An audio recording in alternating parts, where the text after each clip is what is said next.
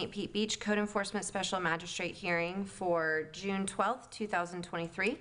My name is Erica Augello, and I am the appointed Special Magistrate to hear today's cases. I am a practicing attorney licensed by the Florida Bar and am board certified in city, county, and local government law. I have been appointed to this position in accordance with the authority set forth in Chapter 162 Florida statutes and the City of St. Pete Beach Code of Ordinances. I am not an employee of the City of St. Pete Beach and do not represent the city here today. And I do not confer with the city's code enforcement officers outside of the hearing process about your cases. It is my role to fairly and objectively review the matters presented. As such, I would like to advise you of certain matters related to today's proceedings. Today's matters will be heard in the order in which they appear on the agenda unless otherwise agreed.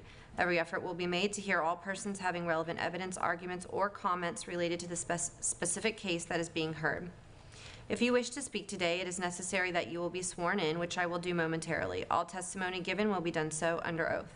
In all cases, since the city has the burden of proof, the city will present its case first. The respondent will then be given an opportunity to refute the city's allegations. Formal rules of evidence do not apply to this proceeding. However, I will make every effort to ensure that fundamental fairness and due process is afforded to all parties. After hearing all relevant evidence, I will issue an order. The order will be reduced to writing, and all parties will be provided a copy with the order, so please ensure that we have your current address or email address. Additionally, you are advised that I do not have the authority to grant you a variance, permit, or special exception of any kind. My role is solely to determine whether the city code has been violated and, under some circumstances, to provide a reasonable time to correct the violation by whatever means are available to you. Please be advised that you may be subject to a fine, and a lien may be recorded on your property if the violation is not corrected by the compliance deadline, should one be provided. If you wish to present any evidence today, please sign in before you speak at the podium, and it is necessary that you swear or affirm to tell the truth. Therefore, at this time, I will swear in any witnesses. Anyone wishing to speak today, if you could please stand and raise your right hand to be sworn in. Do you swear or affirm that the testimony you're about to give is the truth, the whole truth, and nothing but the truth? So sworn. Okay, it looks like we have one case on the agenda for today. It is case number 2023-0162. It's a rehearing for the City of St. Pete Beach versus Edward M. Schwind. If the city would like to go ahead and present. Lewis, before you so Madam Magistrate, the reason this is here is because after last meeting and after the order was entered, we realized that there was a notice issue as to the timing of the notice. Therefore, the city was in agreement to have this motion, or this case, reheard with the property owner's request, and that's why it's in front of you today. Okay, and so because of the notice issue, at that point, the respondent did not appear? Correct. Right, and okay. All right, sounds good. So then it will be like hearing it for the first time? Correct. And I will make sure my order reflects the same. Okay. Good morning, Special Magistrate. I'm Lewis Cruz on the behalf of the City of St. Pete Beach Code Enforcement. First, I would like to put into evidence the previous, Ryan, if you could put the overhead on for me, please. And this was the same property owner that was adjudicated on, if you see here, done and ordered the 23rd day of August in 2018. The evidence for short-term rental. All right. Back to the PowerPoint, Ryan, please. Thank you. And case number 2023-0162. The respondent, Edward M. Schwind. Violation address is 280 72nd Ave. Violation description. The property was being advertised as transient occupancy in the RU2 zoning district in violation of Section 9.2A of the Land Development Code of the City of St. Pete Beach. Ryan, if you could put on the overhead for me one more time, please. And as you can see here, he was adjudicated previously in 2018 for the same code section, being 9.2, permitted principal uses and structures. And back to the PowerPoint, Ryan, thank you. Case summary, initial inspection is 3/12/2023. The notice of repeat violation dated 3/20/2023. Compliance date was 3/21/2023. Notices of hearing dated and posted on the property 5/9/2023. And before I get into my next PowerPoint slides, I just want to say this is a true and accurate representation of what I have witnessed myself. This is the affidavit of posting at 280 72nd Ave.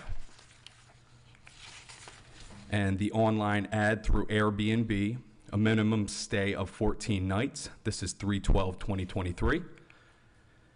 Another online ad for Airbnb, minimum stay 14 nights. This is 3/13/2023. And another online ad for Airbnb as well, a minimum stay of 14 nights at 3/14/2023. Another minimum stay of 14 nights. This was observed 3/16/2023. And on the date of 3/17/2023, as you can see, that's a minimum stay of 14 nights as well. And again on 3/18/2023, a minimum stay of 14 nights. And 3/19/2023, a minimum stay of 14 nights on an Airbnb ad. And 3/20/2023, a minimum stay of 14 nights on an Airbnb ad. And this is the compliance online ad for Airbnb. It's a minimum stay of 30 nights. This was observed on 3/21/2023. The corrective action: the property can only be advertised and rented monthly. Property is now compliant. A recommended fine of $500 per day from March 12th to March 21st, 2023, plus administrative costs. And that concludes my presentation. Okay, anything from the respondent? If you'll please go ahead and step up and just state your name for the record, please. Edward Schwind, owner at 280 72nd Avenue. Okay, and Mr. Schwind, would you like to go ahead and make your case? I travel in and out of town, volunteer for mission trips and so forth. I was out of town when I got back. I had noticed Mr. Lewis had put on the door a notification. I immediately changed that notification. I did not actually realize it was changed. When I was out of town, I asked a friend to look at my VRBO, or not my VRBO, my Airbnb account, because I really use VRBO all the time. So I've never rented under 30 days. It's never been advertised except for those whatever few days it was in March. I have emails and a letter from the person, my friend from Chicago, that does Airbnb in Chicago, but they don't have the restrictions we do here. I told Lewis I was out of town in April, so I couldn't make the court date because I was in Mexico for a mission trip, research trip. I got back, so we put the notice for May 8th. I was ready to be here May 8th, but the notice came out saying 1 p.m. and he called me at 12:15 and said, "Hey, where were you at, Mr. Schwind?" I said, I'm dressed, ready to go. It's 1 o'clock, right? And he says, "No, it's 10 o'clock. So I'm never late to any meeting. I'm always like a half hour ahead of time. So I had to wait again till June to come here. So I apologize for that, but that was not on me. I was ready to go. I had left him a message in voicemails and emails. I've been in contact with him all the time. I've never had the property rented for less than 30 days. I have documentation that shows the requests of more than 30 days, the stays, the reviews. I'll be happy to give that all to you. I have also an email that I had asked my friend to look at the Airbnb. I mean, the only thing that's really happened here is a simple mistake, just like him giving me the wrong notice for 1 o'clock, and I was ready to be here. If you'd like, I'll be happy to show this to you. Yes, whatever evidence you'd like to submit for your case would be helpful. The first time I was going through a divorce, and I dealt with Pete the very first time, and I corrected that as soon as I knew that, because I was going to a P.O. box. Can you show it? Copies, we're going to use the overhead. Hey, Ryan, can you put the overhead on for us, please? Whatever you would like to show, just please place it right there, okay? And you can see Which way, this way or this way? Yeah, you can put it flat. Okay. Sorry, a little nervous, I don't know why. Can you see that? I don't know. I'll rotate it. This is just my listing showing that I advertised 30-day rental in the description. This is on VRBO. This is where it shows the minimum 30 days. Sorry, my marker wasn't working that good right there. This was my last guest that stayed 1/15/23 till 3/15/23. I believe what you had noted is that there was an advertisement for 2 weeks or 14 days that was on 3/15, which is actually, seems to be the last day that I have my last guest there. Those people stayed more than 30 days. The next person on there that stayed there and gave me a review is almost 3 months. The next one's 33 days, the next one 39 days. This is what's on VRBO. These are people that have stayed there. The next page shows the inquiries that I've received, not showing anything less than 30 days. So there's an inquiry for May 4th to June 5th, the 31st to June 22nd, April 1st, April 30th.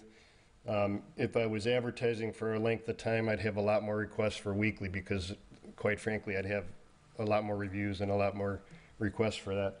But that's not what I was doing, and I never have, except for that time period what was changed, and I didn't even realize it when I was out of town asking for a friend's help. The next page here just shows on the calendar blocked out what is actually being rented, and so that last person that stayed is in the green there, and it ends on the last day of that rental on the 15th.